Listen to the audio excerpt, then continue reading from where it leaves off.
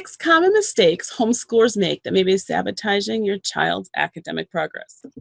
I am Beth Ellen Nash. I am the director and founder of Wings to Soar Online Academy, where we empower dyslexics and other outside-the-box kids through personalized online learning plans. So there's me. I'm Beth Ellen Nash.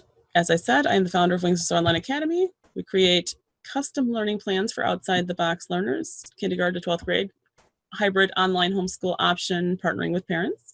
I am in charge of curriculum integration and individualization. I am the intervention specialist for Wings to Soar. I'm also a teacher, speaker, author, consultant, and coach. So there's just a brief introduction to me. And now we will move on to our talking about the 6 common mistakes. As we go through these, I want you to just think about how much of these may be in your world and what shifts and changes here at the mid-year you might want to make to adjust this so that these aren't causing extra undue stress for you or your kids or sabotaging your kids' progress. So the first mistake is too much mom. And what I mean by that is if so much of your homeschool curriculum is totally dependent on mom, you're probably feeling stressed. Because I'm guessing many of you have more than one child and there's lots of issues going on, lots of things going on, and you're managing a lot. In addition to being a mom, which is a full-time job in itself, you're dealing with the varied needs of all of your kids. So, and if mom's too stressed, then you don't have enough time and can't get to everything. You're spread too thin. And your kids may not be getting, if whatever you're doing is too dependent on mom, it's too focused on mom's needed for this step and mom's needed for that step. And it's all very mom oriented and we have to interact. And if I don't have time to get to this with Johnny, well, we can't do it because it requires mom sitting down and doing it with Johnny. Now, there's a time and a place for one-on-ones with mom with different subjects, for different kids, but your kids also need independence. If whatever you're using, your curriculum you're using is too dependent on mom, it may be depriving your kids of the opportunity to gain as much independence as we would like to see for them. Mistake number 2, you think it's too late. Now, if your kid's struggling, you may be like, okay, my kid's 9, I should have done something about this sooner. Or one of my clients recently, they're 12, they were like, we've tried so many things, but we kind of end up falling off the bandwagon. And she's really still struggling with reading, worried about when she goes to high school in a couple of years. What if I can't keep homeschooling? Well, early intervention is best. I mean, the earlier you can start getting at the underlying, whatever the challenge, the reading, spelling, the writing, the math, and tackling it, it's really never too late. Important to remind yourself is that you did the best you could at the time with what you knew, the resources you had, the information you had, the time and energy you had to muster. And so if you're feeling like, oh, I should have been helping my kids sooner, how did I overlook this? How did I let it go on this long? Let it go and forgive yourself. You did the best you could with what you could at the time. We all do. Move on now. So you did the best you have the resource you had and what you knew at the time. And it's better late than never. So we frequently get kids starting with us at Wings to Soar at 9 to 14 years old. And, we still can get them turned around. It's a little harder because they've got some extra emotional baggage usually by that time. But you can still help them get the skills that they need. So if you're feeling like, I should have done something sooner, it's okay. Take a deep breath and do something now that you're learning other options. Another mistake number 3 is maybe you have been too lax in your homeschooling. Don't back away because it's hard. I had a student come to me, this was actually back when I was running my physical school, and she was a 10th grader, mid-year 10th grade. We were talking about what they were going to be doing for their curriculum and what the options were. And I said, so, what have you used for reading and language arts before? And they said, well, Easy Grammar. I said, okay, that's good. It's a good program, sure.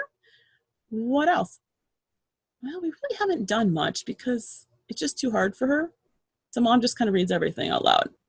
Now she was mid-10th grade and they had pretty much given up on years ago on trying to do anything about helping her gain the skills to read better herself. And she was reading at about a 3rd grade level. It was too hard. So instead of backing down to where she was, they just backed off.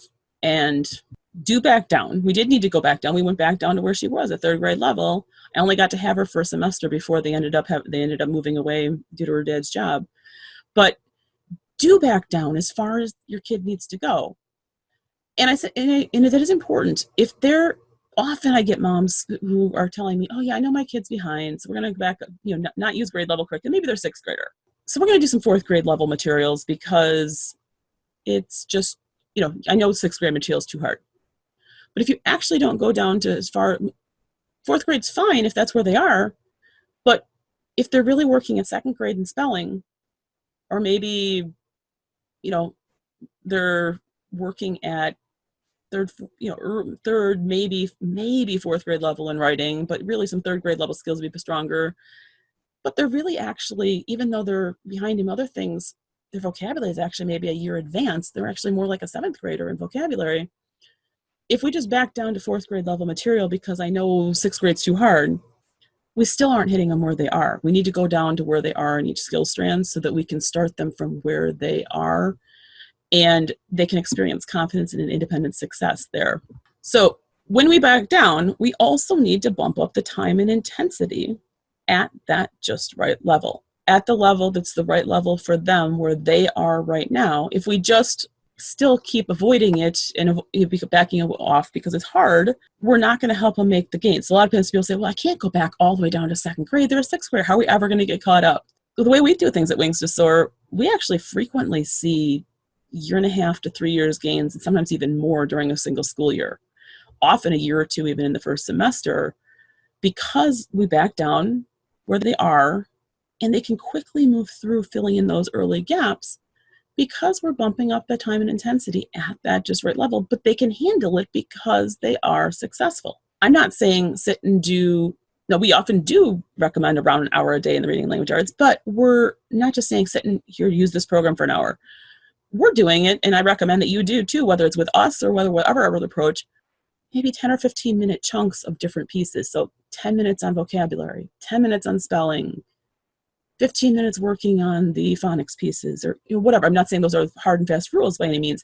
Just 10 or 15 minutes working on the different skills rather than, all of it, seeing all of it as one whole big chunk, because we do need to bump up that intensity, but the time overall, we're working on all of the skills, not just one little piece. Even a great program that the kids love, if we spend too much time on it, familiarity can breed a little contempt there if we spend too much time on it. So that's why I use a range of things and a mix of things in what we're doing when we're working with kids. And I recommend, again, whether you're working with us or whether you're using your own programs, I strongly recommend you consider that. So mistake number 4 homeschoolers make is they have too little accountability. And sometimes, often moms tell me that that's the thing that they most desperately are feeling the need for, is somebody outside of mom. It's important, but it could be somebody outside of mom, or it could just be with you. Sometimes we just say, go do your work, and we forget that they need to check in. And I encourage a check-in at the beginning of the day with whatever the plan is, or the beginning of a work chunk. Some kids, you can check in at the beginning of the day, check out at the end of the day, and that's adequate. Other kids, you may need to check in at the beginning of every work block. So maybe at the end of beginning of an hour, here's let's go over what the plan is. Check out at the end of that hour. How did that go? Others can do morning and midday. Others can do morning and at the end of the day, depending on the degree of independence of the student and how well they do at following your plan, whatever you've laid out together of what the plan is for the day. But check in with your kids on what's the expectations and make sure they clearly understand what the lesson objectives are, what the directions are, and what the expectations are. Because we just tell them to go work on your math, and they're spending 15 minutes getting started because they didn't understand quite what they're supposed to be doing in their lesson. They're probably frustrated before they ever get to the content, which doesn't make them easier to learn the content, and they've wasted 15 minutes when 3 to 5 minutes together looking and making sure they understand, starting out at the beginning, would have helped make that go much smoother. Now, obviously, if there's a standard day-to-day expectation, it's always the same and they get in a routine and a rhythm, it's a little different. Just checking in at the beginning and making sure they understand is hugely helpful. That too much mom, that's the place where your mom time needs to get spent, is on those check-ins and helping make sure they're set to go so then they can take the next step. And do check out either after the lesson or later in the day what tasks were accomplished. What did they get done? I would make a work plan for our students, and we have check boxes for them on the day on the things that they're doing with us and Wings to Soar. I encourage you to consider something like that for yourself. What did they get done out of what was expected? Talk about what was learned. Just a little bit of going back over discussing what they learned can help really cement that in their brain. Just going through it once in the curriculum, if you talk about it just briefly, can really make a huge difference. So in 10, 15 minutes at the end of the day, thinking through, checking out through everything, or 2 minutes at the end of a lesson can really help them solidify the learning in whatever they were doing. So you may not need to be with them present working the whole time they're working, but this allows you to make more strategic use of your time at the beginning, laying out the expectations, and at the end, whether it's at the end of a little chunk or at the end of a midday or the end of the day as a whole, at the very least at the end of a week. But you're going to get much more effectiveness if you do this at least on a daily rhythm. But if you do a larger check out at the end of the week, that gives you a chance to revisit how the week as a whole went, what they learned as a whole, extra repetitions for the brain to reinforce what they were learning. That's always really valuable too. What gets measured or inspected is what gets done. I'm sure how many of you have found that if you're paying attention to it and you're holding them accountable, that's what your student does. If you don't, if you're just assuming everything's going okay with their math, then you check in, you find out, oh, I haven't been checking in, guess what? What we expected, what we said was going to happen, what the plan was, it's not really happening on a consistent basis. A really important point. I mean, that's the same as in the work world and when you're working with an employee, but with your kids, whatever you're paying attention to, whatever you're measuring, if there's a behavior you want more of, be praising them when they're doing that behavior. If there's a specific set of things you want done in their schooling, specific tasks that you want to have done, if getting it done is your main priority, focus on, did you do it? If maybe they've been doing it, but they've been sloppy and they're getting a really low scores on their assignment, then what you need to focus on, well, it's not about doing it. It's about your accuracy and, how accurate are you being? So depending on what your goals are, what's the next learning edge for them? What's the next growing edge? That's the thing to focus on measuring. If it's just, did you do it? Okay, that's a good first start. If they've been doing it, are you doing it with accuracy? If they've been doing it with accuracy, but maybe they've been not able to tell you back because you hadn't been in a habit of asking them what they were learning. Now that's the thing you're going to be checking in on, is checking for retained understanding when you're checking in later. So whatever it is your goal at any given point, what you're focusing on measuring is what they're going to put the time and energy into. And make sure to praise liberally anything that is progress, especially on those areas where, again, if they've been consistently doing their work, good job for getting all your work done today isn't meaningful if they've already been consistently, diligently doing that.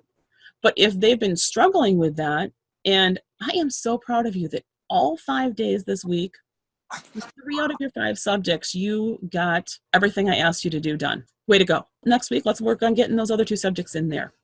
And you know what? You even actually got 3 of the days on those other 2. So that kind of checking in and paying attention to what's truly important to you and really important to you, because of course what you want is what's going to be taking them to their next growth step.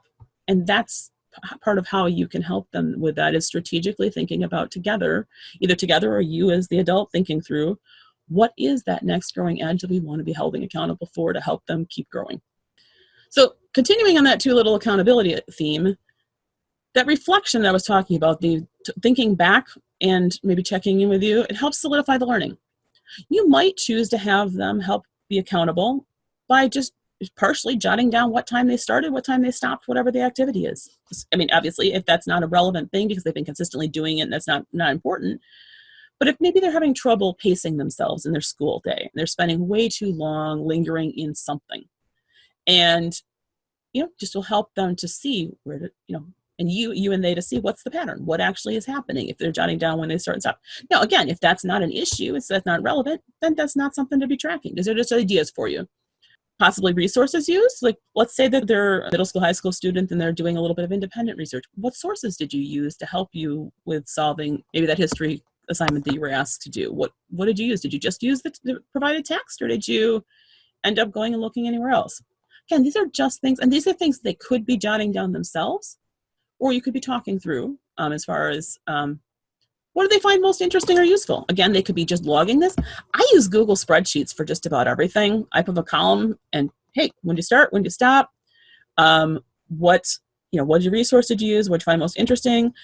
Some of my students, I have them taking screenshots. If they're on the computer for something, I have them take a screenshot of the end summary screen, and they plop it into a Google Doc for me.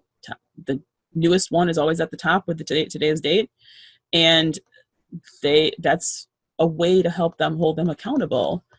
But I haven't really added in asking them what the most interesting, most useful. That's been more of a thing I've been encouraging parents to do with their kids, but that's something you certainly could build into your system. If you wanted to have them, maybe you want to just do a Google Doc and you have them jot some subject, you just have at the top what it is you expect them to write down. When you start, when you stop, what you find most interesting, and your little screenshot. Or maybe it's not a computer thing, and it's not at all a screenshot. Maybe you want to take a digital photo of the workbook page for your records and throw it in there for yourself. Okay, just ideas, not like anything like, oh, you should or you have to do this. These are just some additional ideas of how you can help hold your student accountable. And again, help them reflect on and help you keep them accountable and help them reflect to solidify their learning. What was the big idea in what they learned? So what do they find most interesting or useful? What was the big idea? It's great if you went through a whole history assignment and got everything done, but at the end of the lesson, you really can't pinpoint what the big topic was. You might give me a couple interesting, interesting little factoids, but if you don't know what the big idea was, even though you did it all, you did whatever was asked, it was kind of lost. So having them reflect on, again, whether these could be just talking out verbally, they could be a written log in some way. And I encourage that the student help maintain the record in some of the ways I was just talking about. Screenshots.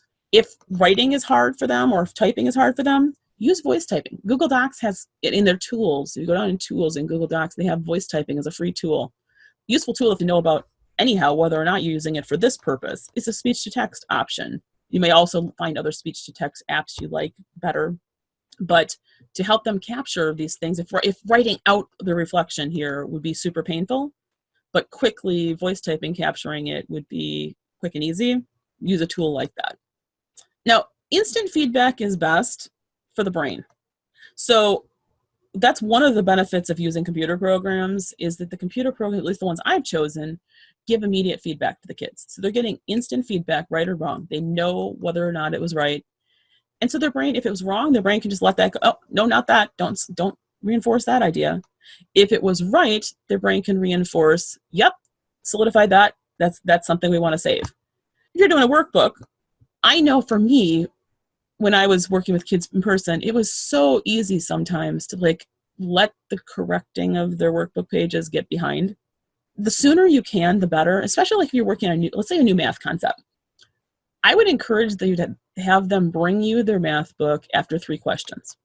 If on the new concept, make sure that they're getting it. Maybe you sit and work on the first 2 or 3 together, and then you send them off to work on it, and they work on 3 more. Have them bring it over, check those 3 before they continue, so that they're getting immediate feedback and they're not practicing it wrong if they've internalized something, if they've had some slight misconception on it.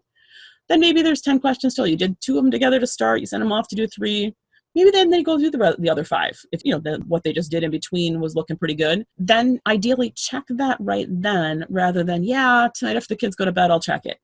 Just taking time to quick check those 5 questions. Again, if there was a misconception, we can address it right now while it's fresh, and the brain can know to solidify it or not. At the very least, you want to get something corrected and get feedback, not just corrected, because corrected, if they don't know the feedback, it's not helpful to them.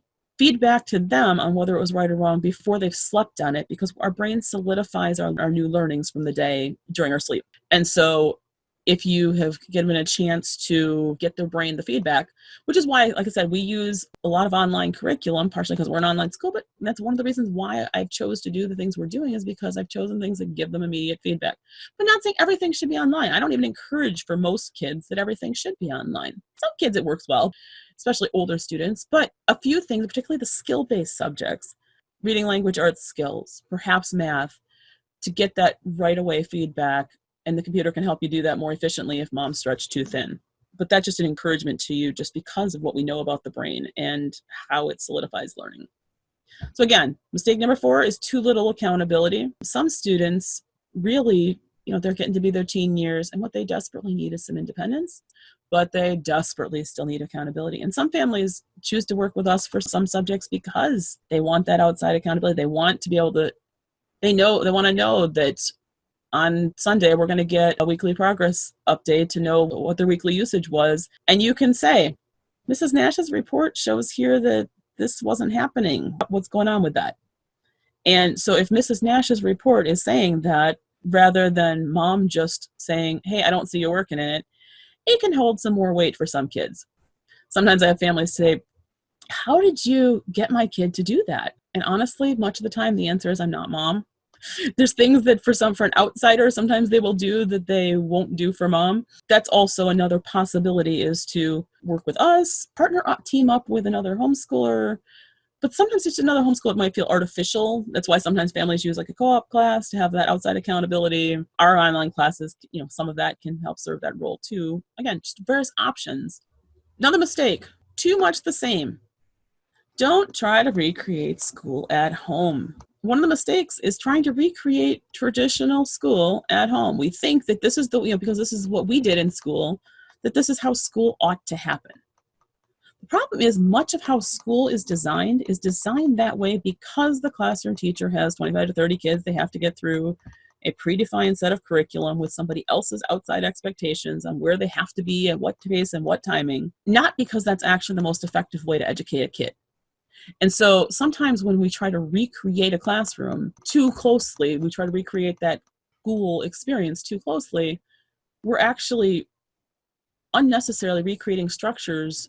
If you've got 3 kids or 5, even 5 kids, or Laura, I see you on here, even 7 kids that you're working with, there are different structures you need in place than what's beneficial in the actual school setting.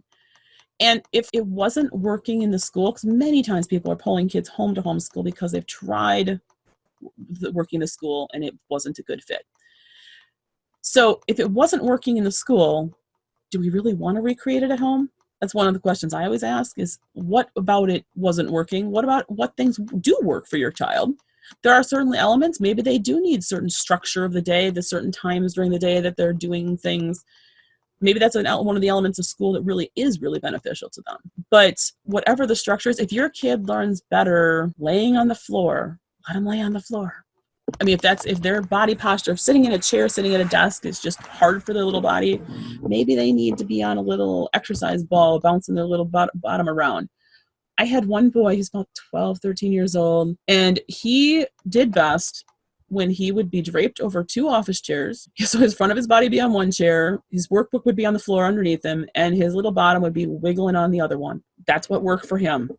And when I let him do that, he was able to focus for far longer than if I had made him sit at a desk because he was working on his writing right now.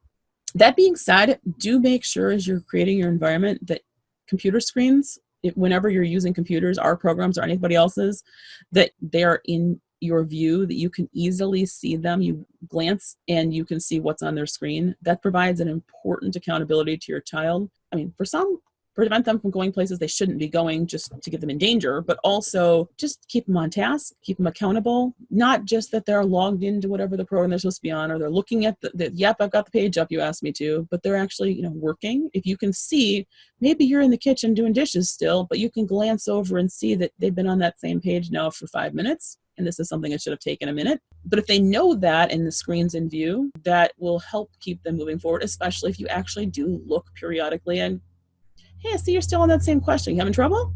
Oh, sorry, got daydreaming.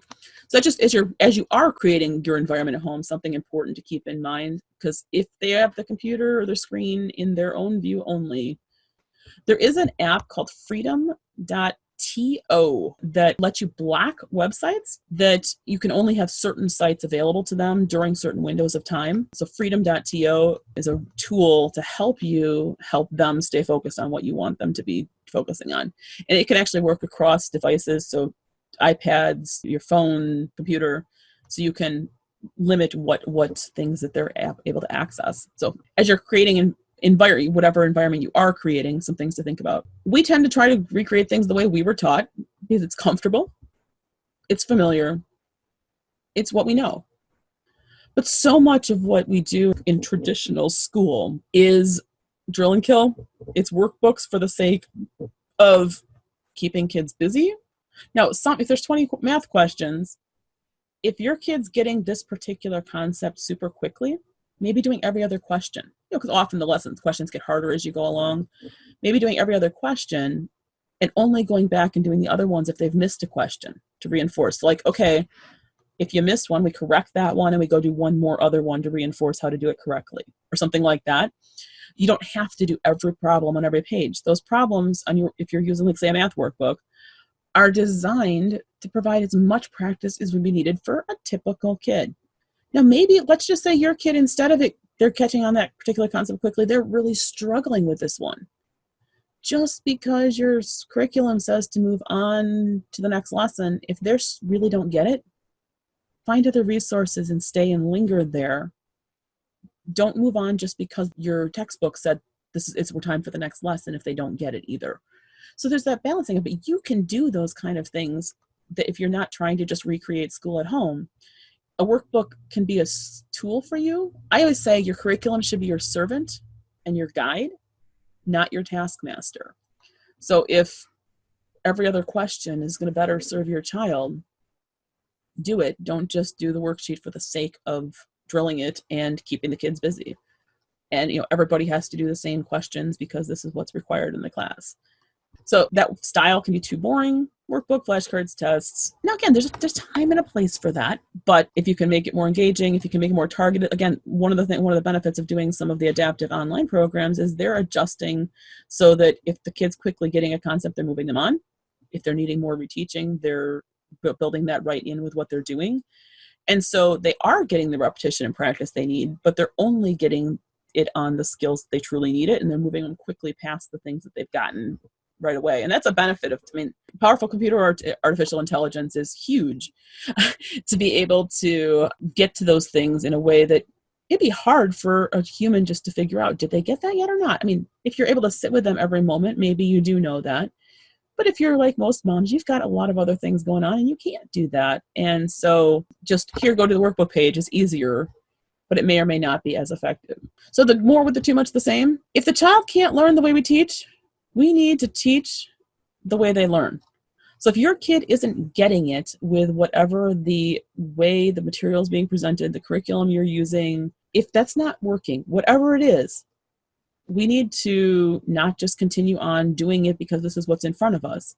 We need to find another way to get to the material, whether it's other online resources, whether it's just a way, maybe your math curriculum is teaching it in a different way than how you learned it. This is how I learned it when I was a kid. Or you go, whatever the concept is they're in trouble with, you look up online quick and see ideas for teaching equivalent fractions, let's just say is the topic. You can get some creative ideas to come at it from a different way. If they're struggling, again, if how it's being presented isn't working, we need to find a different way to get to it. And you need to help them know that it may not be their fault. We've got a key here. This particular curriculum tool that we've been using is a key. It may be the wrong key to the door of your brain of how to get equivalent fractions into you. Our job as the parents is to find a different key. We may have the wrong key for the door for them to learn that particular concept. If they're having trouble with it, it may not be anything of their fault. It may just be the particular tool we're using, the particular key we have in our hand right now. This approach to teaching this concept isn't working. We need to go find a different key. And what's a different tool, a different approach that's going to be the key that's going to unlock the door to that concept for that child. So again, rather than approaching it just the same of, hey, this is what the book said, this is what we should do, we just need to keep doing more of it. It's a different variation of this too much the same, but it's a really important one. You're using the wrong key that's not the right fit for your kid. Maybe the curriculum as a whole just isn't a good fit. And you need to think about reconfiguring and doing something different with it. Or maybe just this particular concept, you need a different way to approach it. Not necessarily you got to ditch the whole thing. Or it may be that, I reflect on this, it really isn't the right fit. And I've been trying to insist on continuing on in this thing because it's what we bought, but it's just not a good match. This curriculum as a whole is not a good fit for my kid. If that happens when you're working with programs with Wings to Soar, let's find a different program. We work with over 25 different online programs to create a package for a child. So if the one we're working with, if that one's not working, let's find something else. But I encourage you, whatever you're doing, whether you work with us or not, just to continually reevaluate, is it just this lesson we're having trouble with, or is it the approach as a whole that we need to consider finding a different key to get to the concept into your child? And finally, mistake number 6. A mistake that some homeschoolers make is too little academic. It's important that you have a plan of what you're going to do. You can deviate that plan and make conscious choices from it, but make sure they're conscious choices, not just flying by the seat of your pants. Because if you're just flying by the seat of your pants, the chances of actually hitting everything that you truly meant to do, now that may not be a written out plan every day.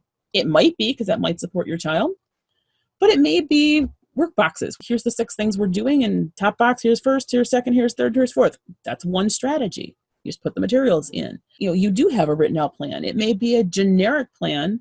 Back when I ran my physical school, so I had a physical school for 8 years in Madison, Wisconsin, with between 3 to 13 kids at a time, very homeschool style, before I shifted online back in 2011. So I had a plan for every kid, a column for every student, for every time during the day, as part of how I was juggling meeting the needs of, when we did have up to 13 kids, juggling the resources. I had 6 computers, I had 10 kids. I can't have everybody on a computer at the same time. So which computers? And at that time, it wasn't internet-based programs. They were more physical programs that had to be downloaded onto a computer for the most part.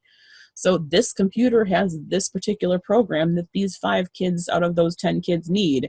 I had to juggle a plan together to make sure that they all had access to that resource. Important resource for you to juggle would be, maybe it is computers. Maybe you've got 5 kids and you've got 2 computers. And you need to say, well, we're going to prioritize some of the reading language arts things, maybe with Wings to Soar, that we're working on. And this is about the hour a day we need for Susie. But for Johnny, he actually needs to be able to access his math class he's taking through that online dual enrollment class or whatever. And you need to make sure you prioritize those resources. It might be a computer resource. A resource that you may need to be prioritizing might be quiet. When does somebody need, in one particular student, this particular subject, they needed a little extra quiet because they need extra focus on this? And the craziness going on when Susie is working with her math coach, we shouldn't have little siblings running around in the background right then during that half an hour that you're paying for prime time for working with her math coach.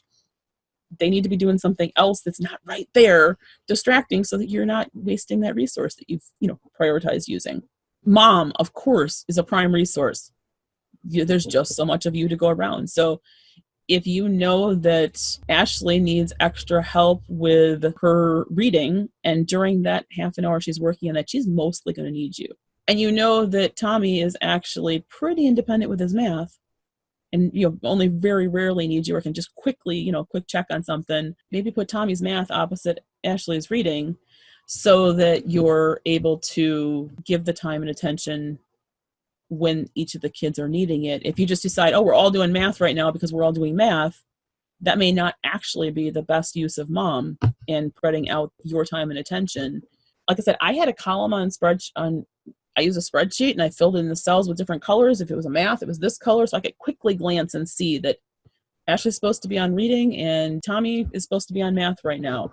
And I could see by color, even just glancing across the room, I knew what each kid was supposed to be doing. I mean, you don't have to go in that detail, but that was a tool that really helped me a ton juggle complex schedule and getting everybody through everything. Schedule when they're most of their hardest subjects. That doesn't necessarily mean first thing. I know a lot of people say, schedule your math first thing in the day. Well, for me, first thing in the day is not my most alert time. So scheduling my hardest subject first thing in the day is actually setting me up for failure, even though for a sibling, that might actually be the perfect time for them.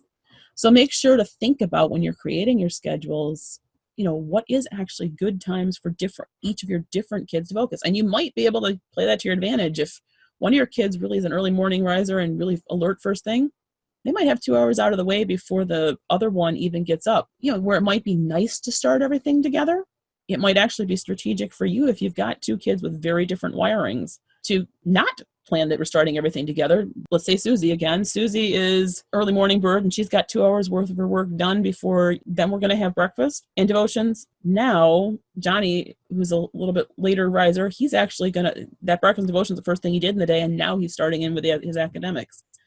Again, you can recreate the schedule. You can create what's going to work for you because you're homeschooling. Do plan for frequent breaks.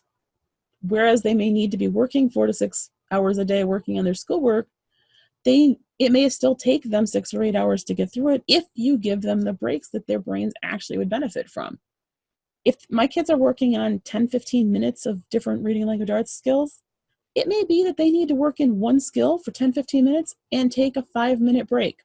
It may be a few jumping jacks. It may be just a bathroom break. It may be resetting their balance before they start their hard next thing by walking a tape line down the carpet 8 feet and then walking it back.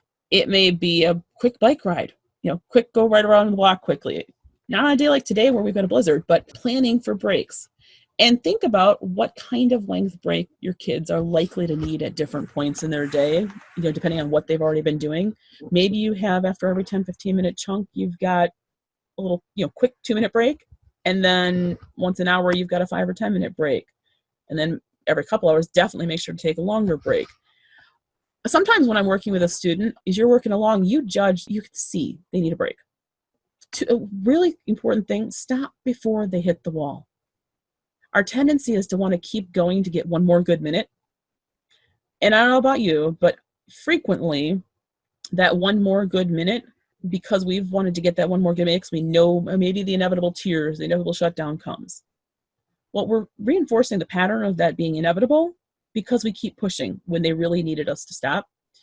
So if you can sense that they're about to hit a wall, put on the brakes before they slam into the wall and take an intentional break. Hey, let's take a quick break here.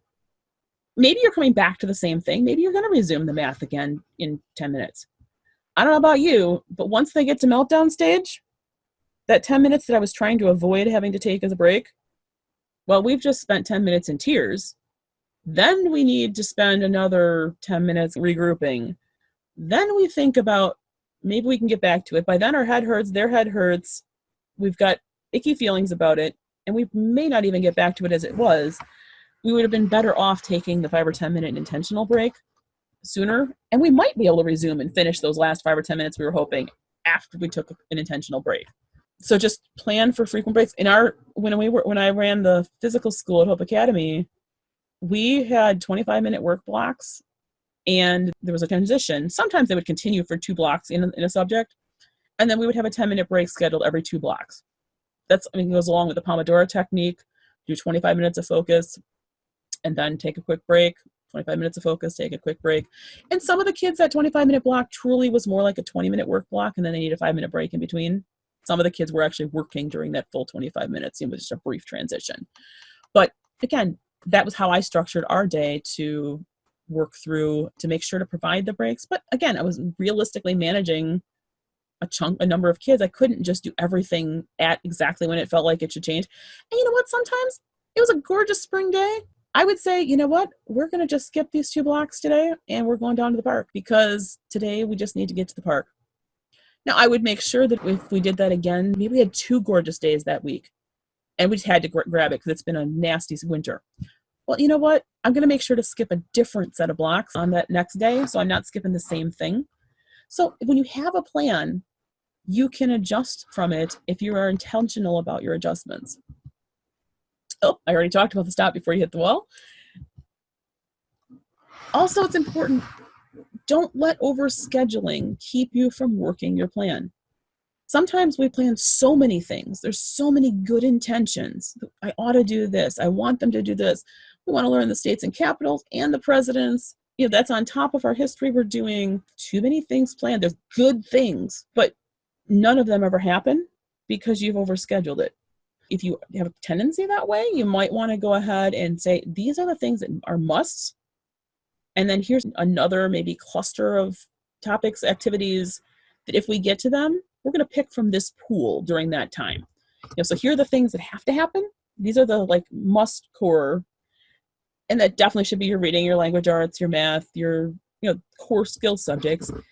And then it may also be science and social, the core academic subjects.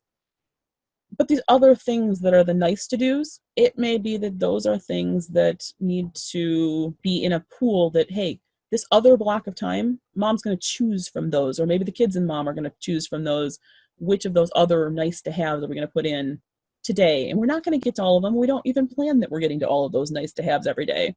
But we do have a nice to have time block. We're going to use that. Sometimes I have trouble getting my homeschoolers to stay home long enough to actually get their academic work done. There's so many cool opportunities nowadays, co-ops and extra fun classes and extra activities where those are all really good. Don't get me wrong. Those are great things. Sometimes they can get in the way of actually making sure their core academics happen. And so just make sure that you're not letting too many things on the schedule keep you from actually getting to the things that you've prioritized were actually truly important. Whatever program you're using, like if you're using an online intervention program, particularly especially important in intervention, follow the protocol. If it's asking you to do 30 minutes a day, 5 times a week, and you do 20 minutes 3 times a week, you're not going to get the results you were hoping for. Whatever it is. I don't care whether it's my program, whether it's something you're working with a tutor, some other program you're working with. If it was designed to be used in a certain way and you choose to use it less consistently than that, and maybe it was only meant to be done twice a week for 15 minutes. Well, then use it twice a week for 15 minutes. But especially if it's an intervention thing where you've paid a little bit more for it, you've invested some extra resources in it, use it as intended. There's a reason why it was designed that way. I see over and over, I'm about to do quarterly reports in a couple weeks. I will probably be yelling at the computer a couple times when I get to looking at a child's report where I'm seeing, I'm first of all sad. In the amount of time you spent, you were making such good progress. But then I'm practically yelling at the computer because I'm but if you actually look what you could actually, in that amount of time, you made this good progress. You actually used the plan how I recommended it for you. We could actually be here with the kid. It makes me sad because I know the gains you could make because the time working in the programs, using the tools is the most important, the biggest predictor of how much progress they're going to make. So whatever it is, again, whether it's with me, any other program, use it as it's designed to be used. So don't shortchange the academics. Now, you are welcome to take a screenshot of this if you'd like. I will also be sending out the replay.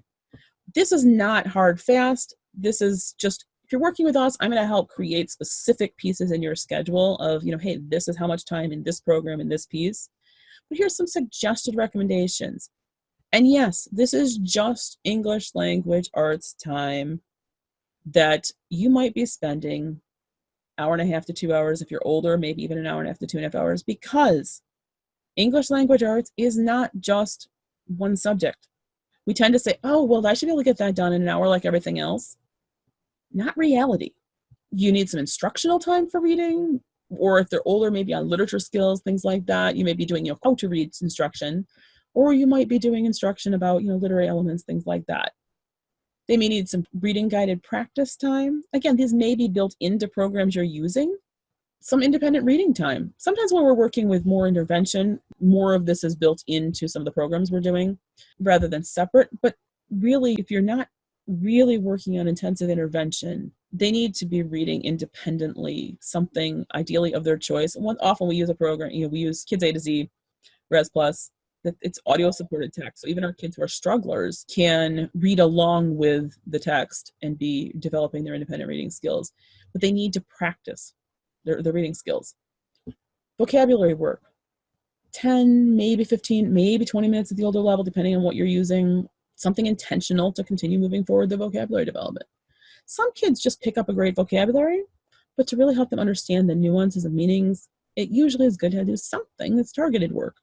Spelling, when I give these ranges, primary, intermediate, middle, and high school, I am really referring more to their skill levels they're at, not necessarily their age level. So if you've got a middle schooler who's still working at first grade level in spelling, we need to be more following that level guidelines.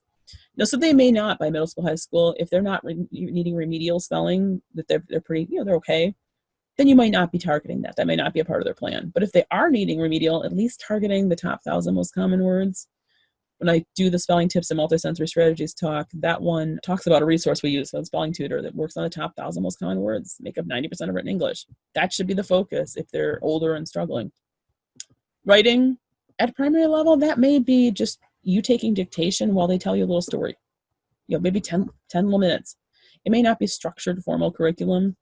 And I typically recommend not worrying about structured formal writing curriculum until we get them to about third grade reading skills, if they're struggling in particular, because we're going to get a lot more gains. Not that you shouldn't do anything with writing, but like a structured formal curriculum, that's my personal recommendation. I just see that we get a lot more progress if we've gotten them there. Now, if they're developing more neurotypically and they're a second grader and they're reading at second grade reading level, you can work on a second grade writing program too. That's fine. But if they're struggling, we want to get that filled in up to at least roughly third grade reading level, and then we get a lot more progress on the writing. You're going to want to do something targeting grammar usage mechanics. I don't suggest a huge amount of time there, but something. Now, you may choose to do 2 days a week you're doing spelling and 3 days a week you're doing grammar usage and mechanics, and you still spend a little more time on them each of those days. But space for repetition review is important, so do spread things out. And I do put communication on here just to remind you that that's an important English language arts skill. Generally, especially at the elementary level, that's just part of daily life, unless they're needing speech and language therapy. If they're having trouble communicating their ideas, either articulation, pronouncing the letters, that's not outgrown by around 7.5 or 8, they really do need to work with a speech and language therapist, and the earlier you do, the better. And if they're having trouble with communicating their ideas, even just verbally, they're having trouble getting their ideas out, working with speech and language therapist is going to help. Unless that's something that they're struggling with, you don't necessarily need to build in structured time for it, structured curriculum. But if it is, I just want to bring it up here that it would be helpful. And working on those communication skills can be beneficial when you're in middle school, high school level to participate in some sort of group class, whether it's a co-op class, whether it's an online class, something that they have a reason to be communicating with those outside the family and communicating their ideas. Just helpful. Again, just some suggestions for math, science, and social studies, some recommended times. Again, this isn't that big precision, but whatever your core math program is, you may, at the high school level, you may just have that core math program. You may not need anything else, but you may break it up with a younger student and have some that's in their core program, 5 or 10 minutes working on math facts, and then maybe you've got 10 or 15 minutes working in a supplemental program, either for fun reinforcement, or maybe there's a few skills you're filling in. Like we use MobiMax as one of our programs that we use to help fill in skill gaps. So maybe you're working in your core program, but then you're also spending 10 or 15 minutes filling in skill gaps. Maybe you're working in your core and then you're also spending 10 or 15 minutes doing something that's a little more fun, just, fun review practice, something like that. So if you mix it up a little bit, again, because they really should have 45 minutes, hour working on the math, but doing it all in one thing may be too much when they're younger. They may need to break it up into a couple chunks. Again, no hard and fast. You know your kid better. You know your kid, but just things to think about. Science, you want to make sure to get some science in, both instructional time as well as some hands-on time. As they're older, they might do once a week lab, something like that, but they're mostly doing instructional. Younger, you may 2-3 times a week you're working on one, 2-3 times a week you're doing the other. And maybe it's twice a week that it's more teaching when they're in primary age, and 3 times a week they're doing bigger project. That's cool. Just make sure to prioritize that there is some time you're working on all of the elements. And then again, social studies, make sure it's in your plan. Make sure it's happening. Again, I give you some guidelines here of some recommended times. Take it or leave it. It's just some suggestions that might support you. So as we come near the conclusion here, I just want you to think about, are you making any of these 6 mistakes that may be sabotaging your kids' academic progress? Is your curriculum too dependent on mom? Are you get to thinking, oh, maybe it's been too late and I really need to do something about intervention? Maybe you've been too lax and you've backed off when things are, feeling too hard.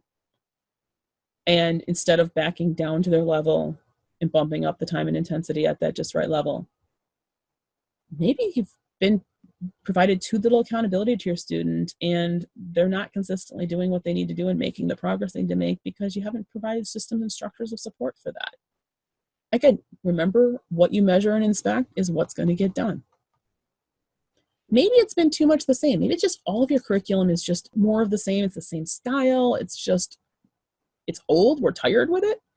Maybe we've done too much the same of trying to recreate school at home, and we need to think about what's going to better serve us in our environment, our needs. What do we need as a family? And maybe it's too much the same as in a particular curriculum you've been using. It needs to go by the wayside because it's not a match right now. You need to find something different. Or maybe it's just on this particular lesson that we need to find an alternate approach. And finally, the sixth mistake, are you getting enough time in for academics, or have you allowed it to be too little time for academics? That often happens over the holidays, where we just let ourselves, oh, well, it's the holidays. And we try to justify baking cookies as math, even though after the first couple times of measuring quarters and halves and thirds of cups, really, how much math are they learning? Maybe we should just chalk it up to we're actually just making good family memories together and taking some enjoyable time, but don't count it as math because it wasn't really math. That often has happened at the holidays. So as you're getting back into focus, just think about, do you need to shift anything to make sure you're prioritizing time for the core academics, reading, language arts, writing, math, probably science and social studies, and then whatever other wonderful nice to haves that you want to put in there. You've got a place for that, but that you're making sure the core things happen and they don't get set aside too often. So I hope this has been helpful to you to reflect on this. If you're interested in what Wings to Soar does, we create what we call our Path to Success personalized learning plans. They're personalized. We're using adaptive programs online, technology enhanced, so the technology is helping support the learning. It is still homeschooling. You are still a homeschooler. We are partnering with you as a homeschool parent. You still have lots of freedom and choice, and lots of you make the call. You do have access to our teachers who have, I've been teaching for 20 years. Our writing teacher's been teaching for 30 years. I don't even remember how long Miss Erin with math and Miss Georgia with science have been teaching. You have access to our teachers to guide you, lean into our expertise. The programs are online, so wherever you have internet access, you can do. You don't have to take your kid to a tutor and sit there and drive across town. They're online. They're student-centered. These are designed to be a plan that's created around your child. I'm now supposed to get started back with working on schoolwork, but I got a cold and I feel miserable. I said, at Wings to Soar, your first priority is to take care of yourself. So if you're not feeling well, your highest priority assignment is to get better. Whatever other assignments on your list that you have the energy to tackle after you focused on getting better, tackle as many of those as you can. And she's like, oh, thank you so much. So our program is very student-centered. We're understanding, like that's an example situation. We're understanding and we'll work with students and parents in situations to adjust. We provide coaching. Some of our kids have regularly scheduled coaching sessions to check in with a teacher. Sometimes some of our fully enrolled students have access to office hours for support or Google Chat support, things like that, so that's available. We try to provide a community. We have a parent Facebook group, not as active as I'd like it to be yet, but we want you to feel like you're a part of something. And the programs are more engaging than a typical workbook. Yes, they're still school, yes, they're still work, but they tend to be a little more engaging.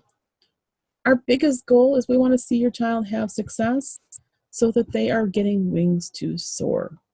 That is our goal. So that is just a quick overview of kind of our philosophy and approach of Wings to Soar.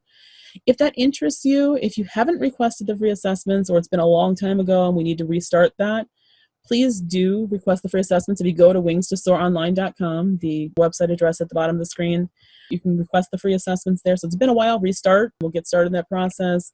And then we go on to a jumpstart, 2-week jumpstart to help you get started in our plan to ease you into what we're suggesting for you. And so if you're interested, love to help you get started.